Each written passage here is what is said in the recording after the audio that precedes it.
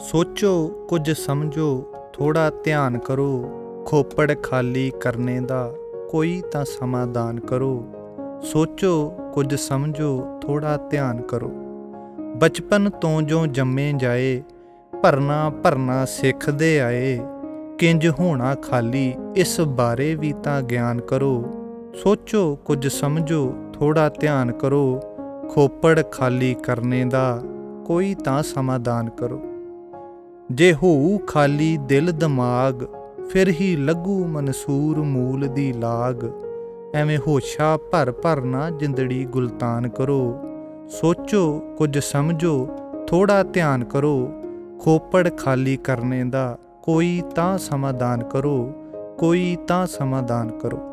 वाहिगुरू जी का खालसा, वाहिगुरू जी की फतेह। चैनल तू सत अखंड जोत ते प्रोग्राम सुगड़ विचार विच जो अज साडे विचार दा केंद्र है ਉਹ है खाली ਥਾਂ ਭਰੋ।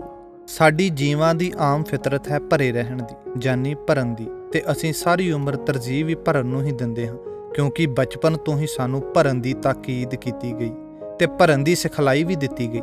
ਜਿਵੇਂ ਢਿੱਡ ਭਰ ਕੇ ਖਾਣਾ ਖਾਣ ਦੀ, ਖਾਲੀ ਭਾਂਡਿਆਂ ਨੂੰ ਭਰਨ ਦੀ ਤਾਕੀਦ, ਪੈਸੇ ਜਮ੍ਹਾਂ ਕਰਨ ਲਈ ਗੋਲਕਾਂ ਨੂੰ ਭਰਨ ਦੀ ਤਾਕੀਦ, ਚੱਲਦੀਆਂ ਰਹੁ ਰੀਤਾਂ ਨੂੰ, ਸੰਸਕਾਰਾਂ ਨੂੰ ਸੋਚ ਵਿੱਚ ਭਰਨਾ ਸਿਖਾਇਆ। ਸਾਡੀ ਮੱਤ ਵਿੱਚ ਸਮਾਜਿਕ ਬੰਧਨਾਂ ਨੂੰ, ਰਿਸ਼ਤਿਆਂ ਨਾਤਿਆਂ ਨੂੰ ਭਰਿਆ ਗਿਆ। ਤੇ ਜਦੋਂ ਅਸੀਂ ਸਿੱਖਿਆ ਲਈ ਸਕੂਲ ਪਹੁੰਚੇ ਤੇ ਸਕੂਲ ਵਿੱਚ ਅਧਿਆਪਕਾਂ ਵੱਲੋਂ ਜਾਂ ਅਭਿਆਸ ਪੁਸਤਕਾਂ ਦੇ ਲੇਖਕਾਂ ਵੱਲੋਂ ਖਾਲੀ ਥਾਂ ਨੂੰ ਭਰਨਾ ਸਿਖਾਇਆ ਗਿਆ। ਜਦ ਸਾਨੂੰ ਹਰ ਵੇਲੇ ਭਰਨ ਦੀ ਸਿੱਖਿਆ ਦਿੱਤੀ ਗਈ ਤੇ ਅਸੀਂ ਮੁੱਢ ਤੋਂ ਹੀ ਭਰਨ ਦੀ ਮਹੱਤਤਾ ਨੂੰ ਜਾਣਿਆ।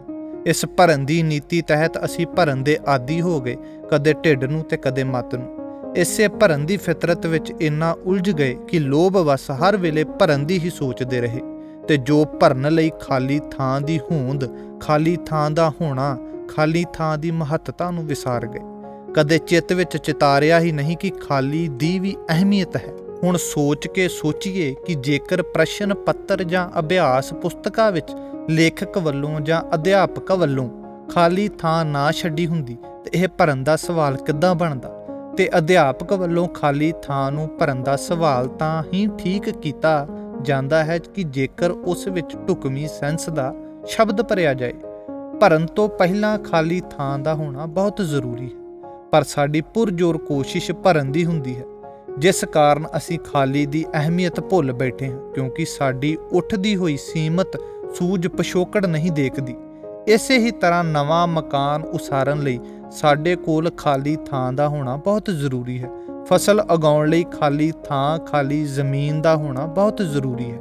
ਜਿਸ ਤਰ੍ਹਾਂ ਬਾਹਰੀ ਮਟੀਰੀਅਲ ਦੀਆਂ ਵਸਤਾਂ ਨੂੰ ਅਸੀਂ ਭਰਨ ਦੀ ਹੀ ਸੋਚਦੇ ਹਾਂ, ਕਿਸੇ ਵੀ ਥਾਂ, ਭਾਂਡੇ ਨੂੰ, ਕਮਰੇ ਨੂੰ, ਜ਼ਮੀਨ, ਆਪਣੇ ਬੈਂਕ, ਢਿੱਡ ਨੂੰ ਖਾਲੀ ਨਹੀਂ ਰੱਖਦੇ, ਇਸੇ ਹੀ ਤਰ੍ਹਾਂ ਅਸੀਂ ਆਪਣੀ ਮੱਤ ਨੂੰ, ਸੋਚ ਨੂੰ, ਦਿਮਾਗ ਨੂੰ ਵੀ ਭਰਿਆ ਹੋਇਆ ਹੀ ਰੱਖਦੇ ਹਾਂ। ਕਿਧਰੇ ਸਾਡੇ ਅੰਦਰ ਦੁਨਿਆਵੀ ਨਾਤਿਆਂ ਦਾ ਮੋਹ, ਕਿਧਰੇ ਫਿਕਰ, ਡਰ, ਚਿੰਤਾ, ਗਮ, ਵਹਿਮ, ਭਰਮ, ਕ੍ਰੋਧ, ਲੋਭ, ਹਉਮੈ, ਹੰਕਾਰ, ਮਾਇਆਵੀ ਖਾਹਿਸ਼ਾਂ, ਆਰਜੀ ਸੁੱਖ ਦੀਆਂ ਝਲਕਾਂ, ਇਹ ਸਭ ਆਪਣੀ ਸੋਚ ਵਿੱਚ ਭਰ ਕੇ ਬੈਠੇ ਹਾਂ।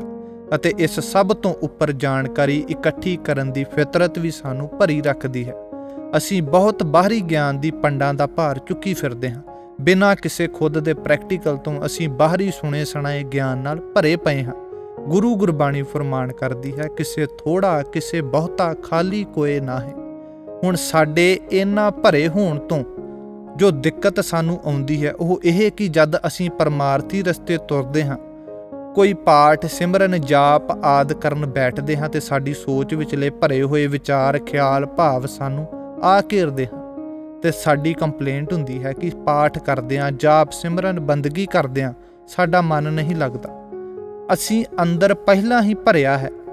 ਜੋ ਅੰਦਰ ਭਰਿਆ ਹੈ, ਜਦੋਂ ਉਸ ਤੇ ਉੱਪਰ ਕੁਝ ਹੋਰ ਭਰਦੇ ਹਾਂ ਤੇ ਉਸ ਨੇ ਉਬਲਣਾ ਵੀ ਹੈ, ਉਛਲਣਾ ਵੀ ਹੈ, ਤੇ ਫਿਰ ਮਨ ਕਿਵੇਂ ਲੱਗੇਗਾ? ਜੋ ਹੁਣ ਬੰਦਗੀ ਰਾਹੀਂ ਭਰ ਰਹੇ ਹਾਂ ਉਹ ਫਿੱਟ ਨਹੀਂ ਹੋ ਰਿਹਾ। ਇੱਥੇ ਵੀ ਅਸੀਂ ਅਧਿਆਪਕ ਦੇ ਖਾਲੀ ਥਾਂ ਵਾਲੇ ਸਵਾਲ ਵਾਂਗ ਜਗ੍ਹਾ ਖਾਲੀ ਨਹੀਂ ਕੀਤੀ, ਤਾਂ ਹੀ ਇਹ ਦਿੱਕਤ ਆ ਰਹੀ ਹੈ। ਇਸੇ ਤਰ੍ਹਾਂ ਸਾਡਾ ਪਹਿਲੋਂ ਹੀ ਲੋੜ ਨਾਲੋਂ ਵੱਧ ਬਾਹਰੀ ਗਿਆਨ ਨਾਲ ਭਰੇ ਹੋਣਾ ਉਦੋਂ ਸਾਡੇ ਤੇ ਭਾਰੀ ਪੈਂਦਾ ਹੈ ਜਦੋਂ ਅਸੀਂ ਰੂਹਾਨੀਅਤ ਰਸਤੇ ਕਦਮ ਟਿਕਾਉਂਦੇ ਹਾਂ, ਆਤਮ ਗਿਆਨ ਨੂੰ ਉਪਲਬਧ ਹੋਣ ਦੀ ਚਾਹਨਾ ਰੱਖਦੇ ਹਾਂ, ਪਰਮਾਤਮਾ ਨੂੰ ਜਾਣਨ ਤੁਰਦੇ ਹਾਂ, ਅਸਲ ਬੁੱਧ ਵਿਵੇਕ ਦਾ ਤਲ ਜਾਗਰਤ ਕਰਨਾ ਚਾਹੁੰਦੇ ਹਾਂ, ਫਿਰ ਬਾਹਰੀ ਤਲ ਤੋਂ ਇਕੱਠਾ ਕੀਤਾ ਸੁਣਿਆ ਸੁਣਾਇਆ ਗਿਆਨ ਤੇ ਸਾਡੀਆਂ ਮੈਂ ਮੇਰੀ ਦੀਆਂ ਸਿਆਣਪਾਂ ਸਾਡੇ ਅੱਗੇ ਆਣ ਖਲੋਂਦੀਆਂ ਨੇ। ਤਾਂ ਹੀ ਗੁਰੂ ਗੁਰਬਾਣੀ ਸਾਨੂੰ ਇਹਨਾਂ ਭਰੀਆਂ ਸਿਆਣਪਾਂ ਪ੍ਰਤੀ ਸੁਚੇਤ ਕਰਦੇ ਹੋਏ ਫਰਮਾਨ ਕਰਦੀ ਹੈ, ਸਹਿਸ ਸਿਆਣਪਾ ਲੱਖ ਹੋਏ ਤਾਂ ਇੱਕ ਨਾ ਚੱਲੈ ਨਾਲ। ਅਤੇ ਅੱਗੇ ਫਰਮਾਨ ਹੈ, ਇਹਨਾਂ ਨੂੰ ਤਿਆਗਣ ਲਈ ਸਭੇ ਛੱਡ ਸਿਆਣਪਾਂ ਗੁਰ ਕੀ ਪੈਰੀ ਪਾਹੇ। ਤਿਆਗ ਸਗਲ ਸਿਆਣਪਾ ਆਠ ਪਹਿਰ ਪ੍ਰਭ ਜਾਪ। ਸਿਆਣਪਾਂ ਛੱਡ ਕੇ ਤਿਆਗ ਕੇ ਹੀ ਖਾਲੀ ਹੋਇਆ ਜਾਣਾ ਹੈ ਤੇ ਖਾਲੀ ਹੋ ਕੇ ਹੀ ਉਸ ਪਿਤਾ ਪਰਮਾਤਮਾ ਦੇ ਚੱਲ ਰਹੇ ਜਾਪ ਵਿੱਚ ਸ਼ਿਰਕਤ ਕਰ ਸਕਦੇ ਹਾਂ। ਸੋ ਜੇਕਰ ਅਸੀਂ ਪਿਤਾ ਪਰਮਾਤਮਾ ਨੂੰ ਜਾਣਨਾ ਚਾਹੁੰਦੇ ਹਾਂ, ਪਰਮ ਸੱਤ ਦੀ ਉਪਲਬਧੀ ਚਾਹੁੰਦੇ ਹਾਂ ਤੇ ਖਾਲੀ ਹੋਣਾ ਲਾਜ਼ਮੀ ਹੈ। ਅਧਿਆਪਕ ਦੇ ਖਾਲੀ ਥਾਂ ਭਰੋ ਵਾਲੇ ਸਵਾਲ ਵਾਂਗ ਪਹਿਲਾਂ ਖਾਲੀ ਹੋਣਾ ਜ਼ਰੂਰੀ ਹੈ ਅਤੇ ਹੁਣ ਸਾਡਾ ਸਵਾਲ ਹੋਏਗਾ ਕਿ ਖਾਲੀ ਕਿਵੇਂ ਹੋਇਆ ਜਾਏ। ਉਸ ਵਾਸਤੇ ਸਾਨੂੰ ਦੁਨਿਆਵੀ ਖਾਹਿਸ਼ਾਂ ਜੋ ਸਾਡੀਆਂ ਜ਼ਰੂਰਤਾਂ ਤੋਂ ਵੱਧ ਕੇ ਨੇ ਉਹਨਾਂ ਨੂੰ ਵੀ ਤਿਆਗਣ ਦੀ ਲੋੜ ਹੈ ਅਤੇ ਇਸ ਤੋਂ ਉੱਪਰ ਸਾਡੀ ਆਪਣੇ ਤਲ ਤੋਂ ਕੋਸ਼ਿਸ਼ ਹੋਣੀ ਚਾਹੀਦੀ ਹੈ ਕਿ ਧਿਆਨ ਦੇ ਅਭਿਆਸ ਤੇ ਬੈਠਣ ਦੇ ਆਦੀ ਹੋਈਏ, ਕਿਉਂਕਿ ਧਿਆਨ ਦੀ ਅਵਸਥਾ ਵਿੱਚ ਅਸਲ ਸੂਝ ਸਮਝ ਜਾਗਰਤ ਹੋ ਕੇ ਸਾਨੂੰ ਬਾਹਰੀ ਉੱਪਰੇ ਗਿਆਨ ਤੋਂ ਅਤੇ ਮਾਇਆਵੀ ਲੋਕ ਦੀਆਂ ਪਕੜਾਂ ਜਕੜਾਂ ਤੋਂ ਛੁਡਵਾ ਸਕਦੀ ਹੈ। ਧਿਆਨ ਦੀ ਘਟਨਾ ਦੇ ਘਟਿਤ ਹੋਣ ਨਾਲ ਹੀ ਜੀਵ ਤੱਤਾਂ ਦੀ ਭਰੀ ਸੂਝ ਸਮਝ ਤੋਂ ਖਾਲੀ ਹੁੰਦਾ ਹੈ ਤੇ ਇਸ ਖਾਲੀ ਥਾਂ ਨੂੰ ਭਰਦੀ ਹੈ ਮੂਲ ਪੁਰਖ ਸਾਹਿਬ ਸਤਿ ਸ੍ਰੀ ਅਕਾਲ ਪੁਰਖ ਪਦਮ ਪਿਤਾ ਜੀ ਦੀ ਬੁੱਧ ਵਿਵੇਕ ਅਤੇ ਉਸ ਦਾ ਪ੍ਰੇਮ ਵੀ ਇਸ ਖਾਲੀ ਥਾਂ ਵਿੱਚ ਹੀ ਪਨਪਦਾ ਹੈ। ਇਹ ਧਿਆਨ ਤੇ ਬੈਠਣ ਦਾ ਹੀਲਾ ਕਰਨ ਦੇ ਨਾਲ ਨਾਲ ਖਾਲੀ ਹੋਣ ਦਾ ਸਭ ਤੋਂ ਵੱਡਾ ਹੱਲ ਹੈ, ਜੋ ਬਹੁਤ ਸਰਲ ਅਤੇ ਸਿੱਧਾ ਹੈ। ਉਹ ਇਹ ਕਿ ਆਪਣੇ ਆਪ ਨੂੰ ਅਤੇ ਆਪਣੀ ਸਿਆਣਪਾ ਭਰੀ ਸੋਚ ਨੂੰ ਸਾਹਿਬ ਸਤਿ ਸ੍ਰੀ ਅਕਾਲ ਪੁਰਖ ਪਿਤਾ ਜੀ ਨੂੰ ਸਮਰਪਿਤ ਕਰ ਦਈਏ। ਸਭੇ ਹੱਕ ਹਕੂਕ ਉਸ ਮੂਲ ਪੁਰਖ ਦੇ ਨੇ ਤੇ ਉਸ ਨੂੰ ਹੀ ਸੌਂਪ ਦਈਏ। ਜਦੋਂ ਅਸੀਂ ਸਮਰਪਣ ਕਰ ਦਿਆਂਗੇ ਤੇ ਇਹ ਸਮਰਪਣ ਦੀ ਭਾਵਨਾ ਹੀ ਸਾਨੂੰ ਖਾਲੀ ਕਰ ਇਸ ਖਾਲੀ ਥਾਂ ਦੀ ਭਰਪਾਈ ਸਾਹਿਬ ਸਤਿ ਸ੍ਰੀ ਅਕਾਲ ਪੁਰਖ ਪਿਤਾ ਜੀ ਦੀ ਕਿਰਪਾ ਸਦਕਾ ਪ੍ਰੇਮ ਰਸ ਤੇ ਬੁੱਧ ਵਿਵੇਕ ਨਾਲ ਭਰ ਦੇਵੇਗੀ। ਵਾਹਿਗੁਰੂ ਜੀ ਕਾ ਖਾਲਸਾ, ਵਾਹਿਗੁਰੂ ਜੀ ਕੀ ਫਤਿਹ। ਸਤਿ ਸ੍ਰੀ ਅਕਾਲ।